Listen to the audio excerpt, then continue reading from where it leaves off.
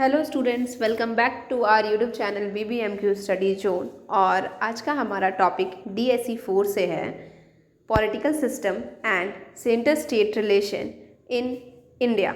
ठीक है, तो इंडिया में पॉलिटिकल सिस्टम के बारे में पढ़ना है, मतलब राजनीतिक व्यवस्था के बारे में, और सेंटर और स्टेट के क्या रिलेशनशिप है यहाँ पर उसके बारे में पढ़ना है। ठीक है, तो चलिए स्टार्ट करते हैं टॉपिक को। टॉपिक स्टार्ट करने से पहले आप प्लीज़ मेरे चैनल को सब्सक्राइब कर दीजिए, बिकॉज सब्सक्राइबर बहुत ज़्यादा कम है। और अगर वीडियो पसंद आए तो लाइक कर देना, प्रेस कर देना बेल आइकन, ताकि आपको नोटिफिकेशन पहुंच जाए। तो भारत दुनिया का सबसे बड़ा लोकतंत्र एक संघीय संसदीय प्रणाली के तहत संचालित होता है।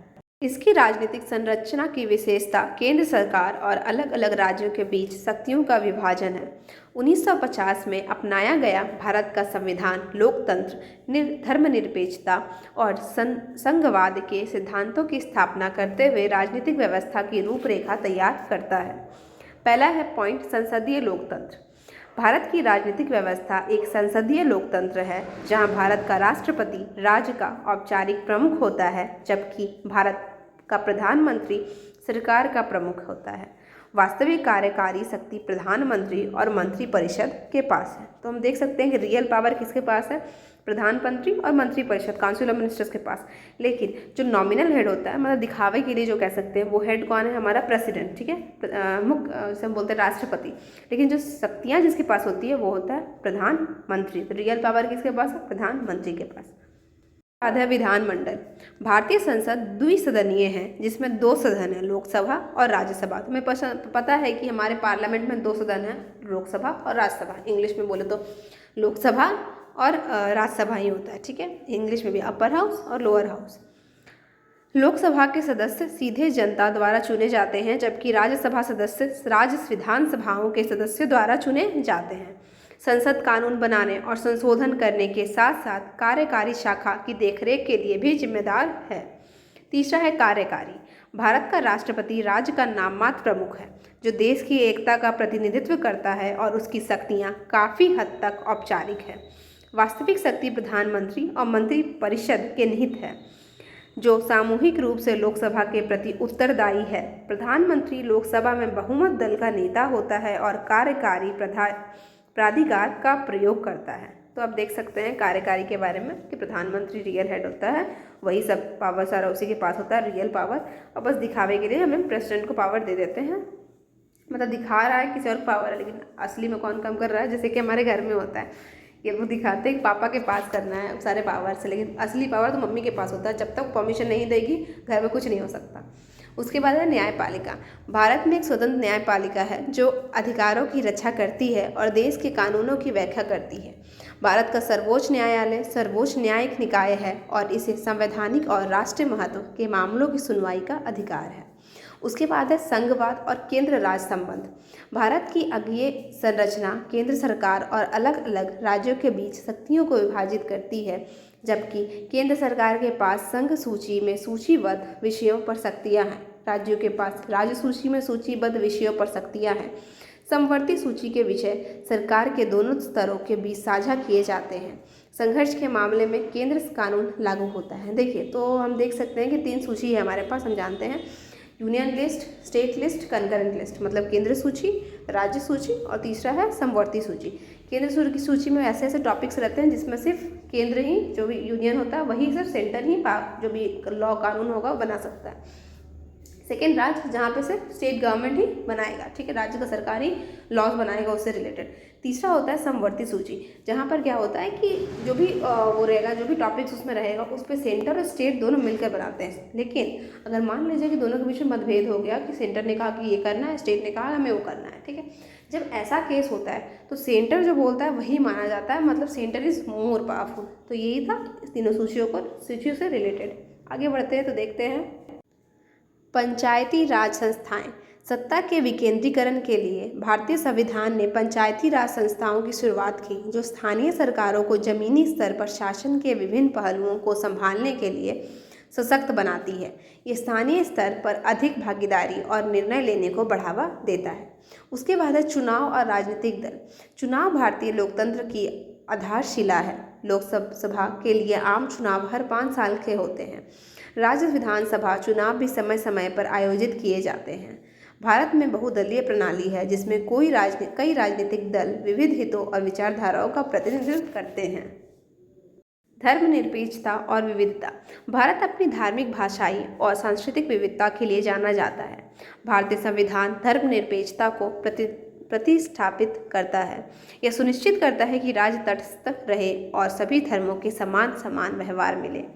चुनौतियां और अवसर। हालांकि भारत की राजनीतिक प्रणाली ने लोकतांत्रिक सिद्धांतों को बरकरार रखा है, लेकिन इसे भ्रष्टाचार, हाशिए पर रहने वाले समूहों का अपर्याप्त प्रतिनिधित्व और क्षेत्रीय असमानताओं जैसी चुनौतियों का सामना करना पड़ा है। केंद्र राज्य संबंधों को संतुलित करना, सामाजिक असमानताओं को दूर करना और सतत विकास को बढ़ावा देना महत्वपूर्ण उद्देश्य बने हुए हैं। सतत विकास से याद आए, सतत विकास भी हमारा एक टॉपिक है DSE 4 में, सस्टेनेबल डेवलपमेंट, सतत विकास, जिस पर मैंने वीडियो बना चुका है। आप वहाँ से चेक कर लेना, आपको नोट्स सब कुछ मिल जाएगा वहाँ पर, सो डोंट वरी, ठीक है। उसके बाद आगे बढ़ते हैं, तो अब हम देखेंगे कि उसके बाद सेंटर स्टेट रिलेशन के बारे में, ठीक है, केंद्र और राज्य के बीच में कैसा रिलेशन है, कैसा संबंध है, जो इसी टॉपिक में आएगा और एग्जाम में दोनों में से कोई भी आ सकता है। रिलेशन भी लिखने आ सकता है और पॉलिटिकल सिस्टम भी लिखने आ सकता है। तो यहाँ से स्टार्ट होता है हमारा केंद्र और स्टेट के बीच में, राज्य के बीच में संबंध कैसा है, ठीक है। भारत में केंद्र सरकार और राज्य सरकारों के बीच संबंध एक संतुलित और कार्यात्मक संघीय ढांचे को बनाए रखने के लिए महत्वपूर्ण है। यह संबंध, जिसे अक्सर केंद्र राज्य संबंध कहा जाता है, सरकार के दो स्तरों के बीच शक्तियों, जिम्मेदारियों और संसाधनों के वितरण को परिभाषित करता है। भारत का संविधान इस रिश्ते के लिए एक रूपरेखा स्थापित करता है, जिसमें ऐसे प्रावधान हैं जो केंद्र और राज्यों के बीच अधिकार और सहयोग की सीमा को रेखांकित करते हैं। तो आप बोल सकते हैं कि दोनों का रिलेशन कैसा होना चाहिए, कहाँ पर है, तो ये हमारे संविधान में बताया गया है कि स्टेट और सेंटर का रिलेशन कैसा होगा, ठीक है। उसके बाद है संवैधानिक प्रावधान। भारतीय संविधान की 7वीं अनुसूची में शेड्यूल 7 में, ठीक है, में 3 प्रकार के विषयों को सूचीबद्ध किया गया है: संघ सूची, राज्य सूची और समवर्ती सूची। संघ सूची में केवल केंद्र सरकार के अधिकार क्षेत्र के अंतर्गत आने वाले विषय शामिल है। राज्य सूची में राज्य सरकारों के विशेष अधिकार क्षेत्र के अंतर्गत आने वाले विषय शामिल है। और समवर्ती सूची में ऐसे विषय शामिल है जिन पर केंद्र और राज्य दोनों कानून बना सकते हैं। शक्तियों का वितरण।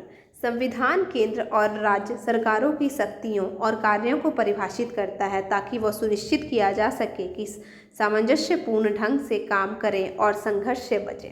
जहां केंद्र सरकार रक्षा, विदेशी मामले और मुद्रा जैसे मामलों के लिए जिम्मेदार है, वहीं राज्य सरकारें स्वास्थ्य, शिक्षा और सार्वजनिक व्यवस्था जैसे विषयों को संभालती है।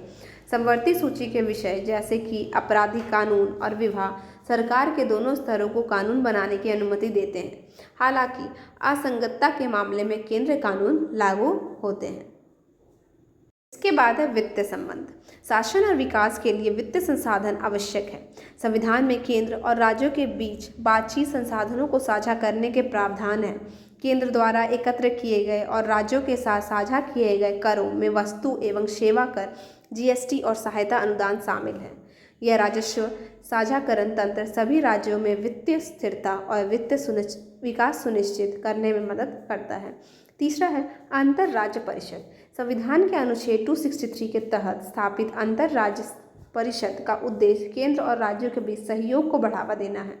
यह सामान्य हित के मामलों पर चर्चा करता है, बेहतर समन्वय के साथ सिफारिशें करता है और राज्यों के बीच या केंद्र और राज्यों के बीच विवादों को हल करता है।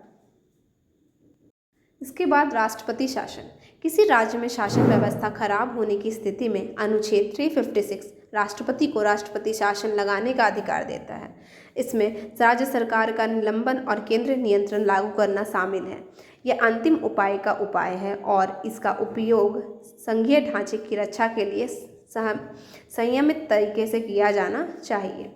इसके बाद है आपातकालीन प्रावधान। आपात स्थिति के दौरान संविधान सामान्य संघीय संबंधों के निलंबन का प्रावधान करता है।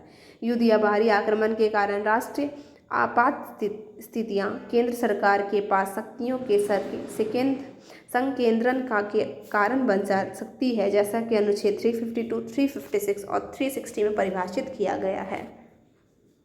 तनाव और समाधान। केंद्र राज्य संबंधों में सहयोगात्मक और संघर्षपूर्ण दोनों चरण देखे गए हैं। मुद्दे अक्सर तब उठते हैं जब राज्यों को लगता है कि केंद्रीय नीतियों द्वारा उसकी स्वायत्तता का अतिक्रमण किया जा रहा है।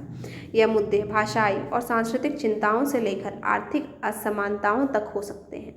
बातचीत और कानूनी प्रक्रियाएं ऐसे तनावों को सुलझाने में मदद करती हैं। सहकारी संघवाद। हाल के वर्षों में सहकारी संघवाद की ओर बदलाव आया है, जहां केंद्र और राष्ट्रीय लक्ष्यों को प्राप्त करने के लिए सहयोग करते हैं। जीएसटी की शुरुआत इस दृष्टिकोण का एक महत्वपूर्ण उदाहरण है, क्योंकि इसमें सरकार के सभी स्तरों के बीच व्यापक परामर्श और समन्वय की आवश्यकता थी। प्रतिस्पर्धी संघवाद। प्रतिस्पर्धी संघवाद राज्यों को निवेश आकर्षित करने, अनुकूल व्यावसायिक वातावरण बनाने और शासन में सुधार करने के लिए एक दूसरे के साथ प्रतिस्पर्धा करने के लिए प्रोत्साहित करता है। यह प्रतियोगिता नवाचार और विकास को बढ़ावा देती है, जिससे अंततः पूरे देश को लाभ होता है। निष्कर्षतः भारत में केंद्र राज्य संबंधों की विशेषता केंद्र सत्ता और राज्य की स्वायत्तता के बीच एक नाजुक संतुलन है। संविधान सहयोग और समन्वय के लिए एक रूपरेखा प्रदान करता है, साथ ही संघर्षों को संबोधित करने के लिए तंत्र की रूपरेखा भी प्रदान करता है। पिछले कुछ वर्षों में सरकारी और प्रतिस्पर्धी संघवाद की ओर धीरे धीरे बदलाव आया है, जो भारत की संघीय संरचना की उभरती गतिशीलता और विविधता में एकता के प्रति इसकी प्रतिबद्धता को दर्शाता है। सो ये था पूरा टॉपिक गाइज। आई होप आपको अच्छा लगा हो। प्लीज़ लाइक कर दो वीडियो को, शेयर करो वीडियोस को, ताकि और भी लोग बेनिफिट ले सकें इस वीडियो से। और PDF में डाल दूँगी डिस्क्रिप्शन में, आप वहाँ से डाउनलोड कर लेना। और चैनल को प्लीज़ सब्सक्राइब कर दो अगर वीडियो अच्छा लगा हो तो। Thank you.